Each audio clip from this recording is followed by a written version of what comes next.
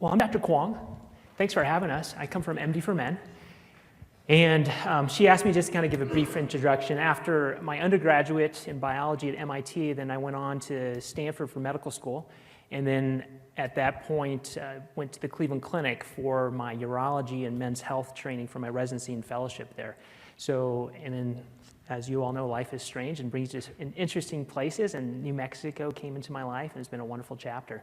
I've actually been in town for about 10 years, and then we started this enterprise called MDforMen about 2.5 years ago. So what we wanted to do is, medicine is changing very rapidly. It's a changing landscape. Some of you may recognize this as a view from Hermit's Peak outside of Las Vegas, New Mexico, and that's my son. And this is one of the few places I found where you have just a great experience in seeing the Great Plains from the Rocky Mountains. And my understanding is that for men's health, those things are changing as well, and the landscape is changing very rapidly. So here talking about men's health in collaboration with the Sandia Medical Clinic. What an amazing opportunity for you guys all to work with such a unique healthcare system here at Sandia. And what I've been really excited about is that they really understand the concept of wellness.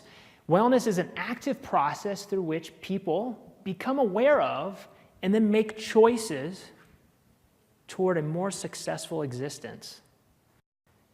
That's a lot going on there. Our minds, our bodies, our hearts, our souls. How do we become aware and make active choices? And we're not going to go into everything, but the question is, even, I know this is the men's side, but even for all the women in the audience, we all are making those active choices. And what is version 2.0 for all of us? That's the glorious mystery in life. How do we live, love, laugh, learn, leave a legacy in this lifetime? So MDforMen came out of this concept of wellness. We targeted men because men do not seek health care very well. We wait way too long. Women have got it figured out. There's breast cancer support groups. There's ways to communicate what's going on in our lives. But guys, we don't do it. We don't go have a beer with a guy and go, hey, how's it going down there? You know, no one does that. So we're located in the far northeast heights, here by Paseo in Wyoming, basically. And our goal is, our mission is to empower men with the guest experience to evolve fearlessly into the best version of themselves, to positively impact their personal, professional, community, global relationships. If we could all make all men 5 to 10% better, there's a positive ripple effect. Better husband by 5 to 10%, better father, better coworker, better boss, better son, better brother. That's pretty cool. I can't measure it, but it's a cool concept. So once again, we're located on Carmel Avenue, website MDforMen, and we started off with these things: erectile dysfunction, male incontinence, prostate health, testosterone rebalancing, no needle, no scalpel vasectomy, and we emerged into version 2.0. Dr. Korka joined us, specializing in robotics, stone therapy, a lot of general urology, bladder health, and so forth. We changed the paradigm. Guys don't want to come into a place that's sterile. We took the glove boxes off and the needle boxes off. We created an open environment. We threw some flat screen TVs, a Keurig, and we wanted to make the experience more open, transparent, and begin to demystify the concepts of men's health. It's been fun working with guys, having flan cook-offs, you know, meeting guys who've just done incredible things. This guy was a street performer with only one arm. He used his prosthetic to play guitar. And so for men's health, there's a lot of things to talk about. We won't be able to cover it all. At the American Urologic Association online, there's a health checklist for all you men out there, whether you're here locally in Albuquerque. I know you're live streaming to California. There's easy to look up online. It looks like this. It's quite extensive. And today what we want to focus on is, for guys, just in general, for 50 to 69, there's some hot topics there. One is prostate cancer screening, sexual health, contraception through no needle, no scalpel vasectomy, as well as prostate health. And so we'll dive into that now. Be forewarned, there's a little small video in there, so if anyone's, I'll forewarn you if you need to close your eyes or anything like that. But it's pretty mild, and I shrunk it down so I didn't freak anybody out. So no needle, no scalpel vasectomy. If you notice, a lot of the topics we're touching upon today are things that guys are scared about. Who wants to talk about a vasectomy? Who wants to go get one? You know, when I had mine done, and it's going to be showing the bottom right, my legs were up in the air in stirrups. I was half naked. The guy was working between my legs, needle, scalpel, and it was a little uncomfortable. And here I am, we're just talking with this guy. We're actually talking about pacemakers. But things have changed now. For our guys, we use an anesthetic spray. I'm going to try and turn off the volume here. No, I think he and I need a beer. Oh, magical. I didn't touch a button. I love Sandia. So the video is going on here, and you'll see basically we're using a no needle, no scalpel technique. He's just lying flat. We've actually administered an anesthetic spray, probably designed by some Sandia engineer at some point. It's a high velocity mist. At very high velocities, penetrating the skin and the tissue underneath. So basically, guys come in, they lie down flat. It's a couple spritzes. I use the word spritz because it sounds fancy, but spritzes on either side. And then we're able to use a no needle, no scalpel technique where we can go in, make very small windows, go down, pick up the pipes, disconnect the pipe, cut out a small piece, burn the ends, tie them off, and be done. It takes, so basically right here, we're kind of cauterizing. We're going to go ahead and cut out a small piece, but it's really changed the paradigm by which men, almost 500,000 men a year, are having vasectomies. And I think a lot of guys are stepping up to the plate now where they're realizing, hey, it's not that hard. It's safer than if for the women, they get tubules, but it's dangerous going inside the woman's body. If there's a complication, that's a big problem. And then guys are realizing, hey, it's not that difficult. I can step up to the plate, take one for the team, and have a no needle, no scalpel vasectomy. And this whole time, we're just chit-chatting. And it takes about the duration of this video is maybe 5 minutes. And once it's done, basically, they're able to go home. Most of them are done on a Friday, so the guys have Friday, Saturday, Sunday to lay low. Their biggest job is to figure out whether or not they want to hold the remote control in their right hand or their left hand. Ice or frozen vegetables they don't like, go on 20 minutes on, 20 minutes off. No bull riding for the weekend. Most guys kind of work back into exercise and sex once they're pain-free. And here we're just kind of isolating things, and we'll go on and just cauterize it. And so it takes about, the actual procedure itself, probably about 11 minutes. It's not a race, but we try and make it as comfortable as possible. And then they go into phase 2, which is they hang out on the couch afterward, just make sure they don't feel their heads on correctly, and they're not feeling light or faint, and then they'll be able to go home. So that's kind of the no needle, no scalpel vasectomy, and here we're actually transecting the vas deferens right now with an eye cautery. Did you guys see that puff of smoke? And that's probably the freakiest thing for most guys when they see the smoke coming up from down below, and they're like, whoa, what happened there? But there it is, a small piece right there that we're excising.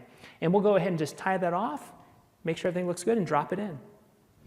So that's the no needle, no scalpel vasectomy. I think it's really been a game changer for how men seek contraceptive, and I think it has a direct impact on women's health as well. Because if guys can get it taken care of, we don't have to put women unnecessarily at risk going in for a tubal. It's nice to get that IUD out, so there's no risk involved with that. And also get birth control pills out of their system so that they don't have those chemicals running around unnecessarily in women. So there you are. We're just going to go ahead and tie that up and call that a day. So low testosterone, another topic that we've been talking about, hormone replacement. It's sometimes called LowT or hypogonadism. It's part of the aging process. As women go through menopause, men go through menopause or andropause or other terms such as that. About 40% of guys over the age of 45 may have low testosterone. As you get older, that percentage goes up.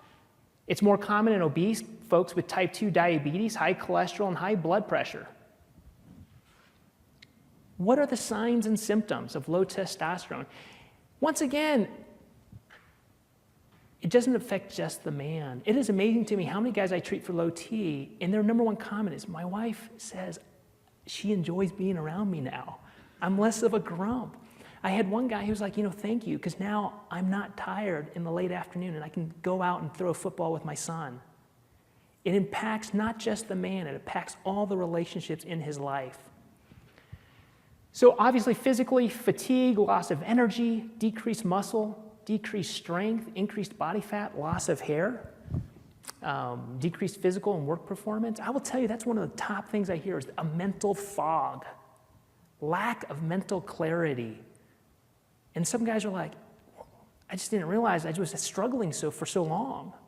It makes a big difference. I've gotten guys off, they thought it was depression. It wasn't. It was just their testosterone was a little bit low. And just by balancing it, we've been able to get guys off of antidepressants as well. It's not for everybody, and everyone's different, and it's multifactorial.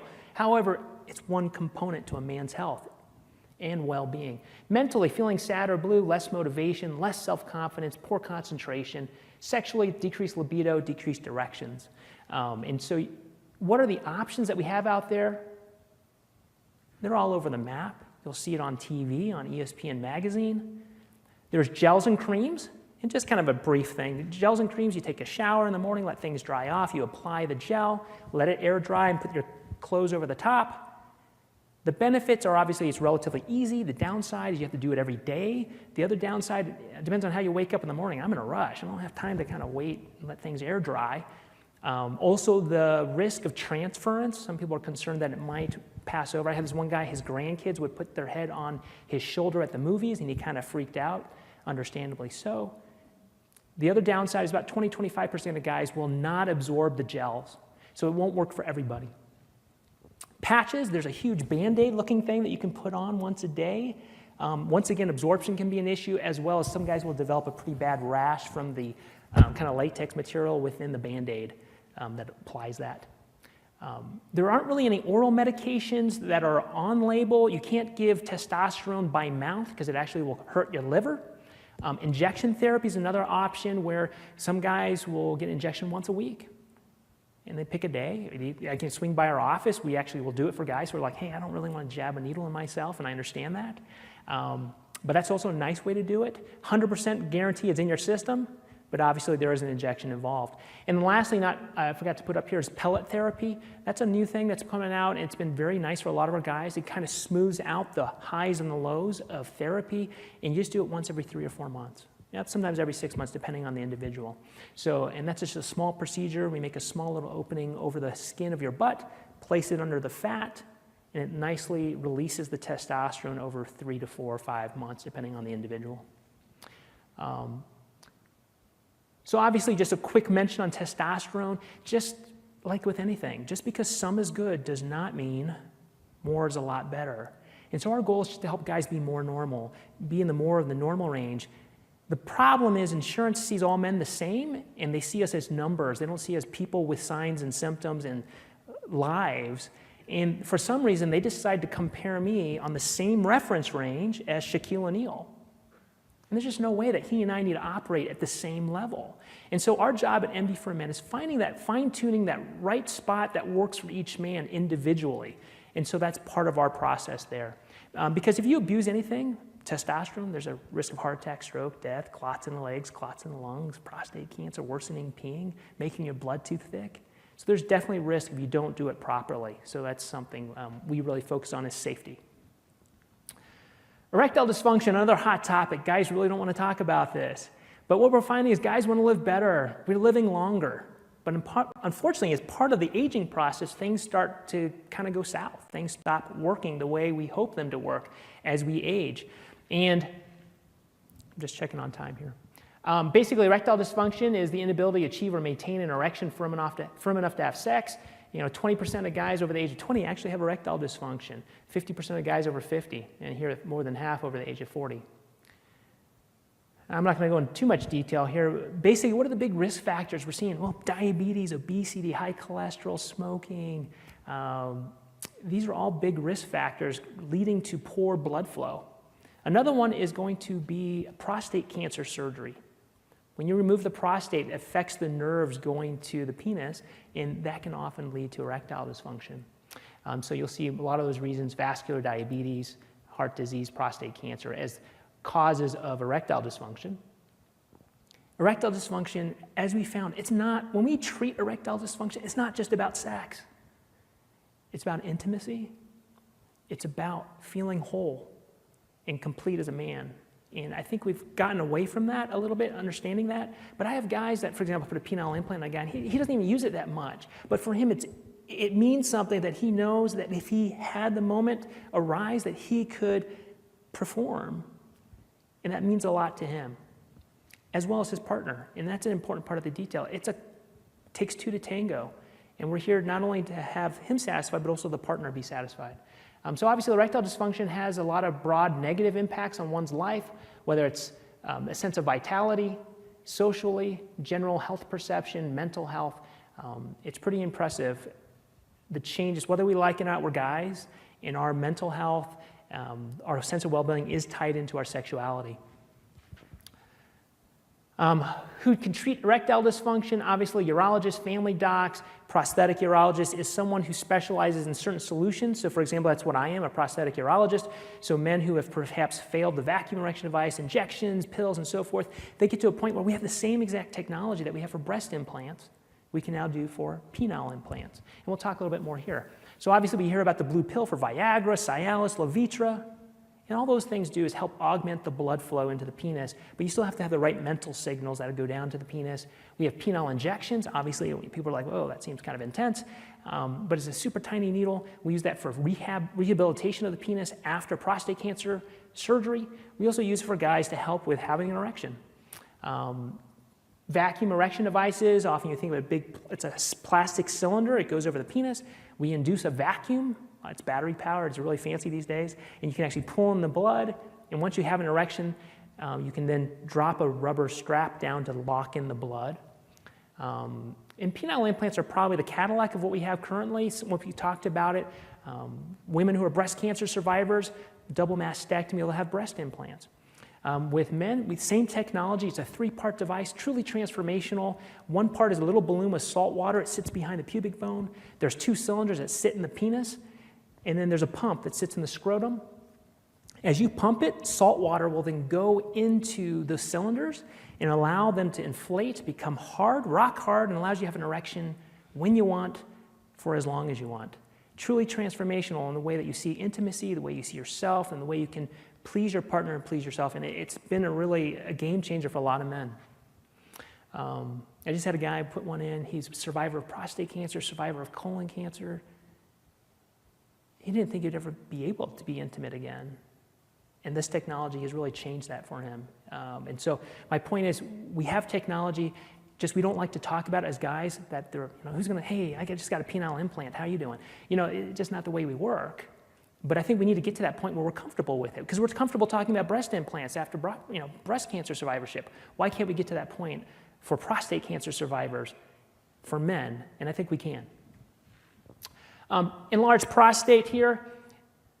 As men's, the prostate is really a donut, and men pee through the donut hole. As men's prostates get bigger, the donut hole gets tighter. It's like curtains coming over the donut hole, making it harder for men to pee. And you'll see here, there's a little arrow. As it gets harder, some of that urine is getting pushed back up into the bladder. So it's really just a plumbing thing. We talk about pills. In the old day, we used to go in with a roto-rooter and kind of scrape out the inside. Technology, probably a lot of it from Sandia, has come along making things simpler. The biggest thing we worry about is bleeding, with all these blood vessels coming to the prostate. And there is a movement amongst men saying, hey, I don't want more chemicals in my body. Why do you keep pushing pills? It's a mechanical problem that needs a mechanical solution. It can't be that hard. Unfortunately, there's really smart people out there who figure out things. So this is a new device. It's done in the office. It's called Gyro Lift. And these little threads with little pins, we're now able to deploy these in the office. Takes about 15 minutes for the right-sized prostate. Takes 15 minutes, does not require general anesthesia. 99% of guys do not need a catheter. 99% of guys maintain their sexual function. And basically, it's like opening up the curtains. We're able to pull them open to help guys pee, get them off pills, get them off the side effects, off the cost of the copays. We use lasers now. We can actually go in with lasers that can control any form of bleeding and minimize the bleeding. And you can take a situation where things are tight and then open them up. And now we've even come up with what's called the plasma button. And they have fancy names for this. This is called the green light laser, and this is the plasma button. And someone has got a great job coming up with these names. It's literally like a little button, and you just paint the prostate. And as you do it, it vaporizes it. Amazing technology. Once again, the goal is to open things up to help guys pee better, sleep longer, have better flow, helping guys have a better quality of life. Prostate cancer screening, because I've got about 5 minutes here. Men aged 55 to 69 is really what you need to walk away with. where we need to be screening for prostate cancer. It's a prostate exam and a blood test. Now, for men who are African American with family history, or men with family histories of prostate cancer, that screening needs to start sooner. Okay? All right. So once again, evolution of man or anybody, man, woman. What's stopping us? Fear. Fear is stopping us from making those choices of being aware and making the choices to actively have a successful existence, whether it's to create a sense of wellness. And so, okay, this is it. I didn't think I was going to do it, but I'm going to do it because we have 5 minutes. She's going to get settled. The next talk is going to get settled in here shortly. But basically, I'll be very honest.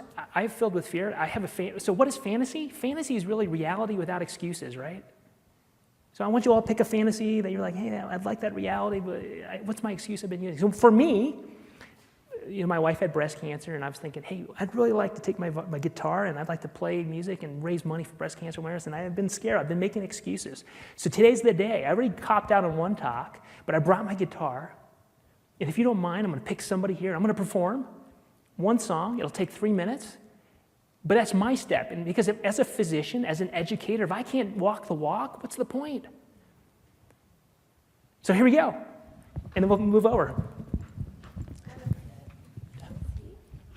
Here we go. I'm not sure this is going to come through, but we're going to try and do this. I was talking to my son. He's like, I don't know if you should do that, Dad. I said, why? Because he goes, that's a little bold. Here we go. I don't even know if they're going to be able to find. Would you mind if I played to you, Deborah?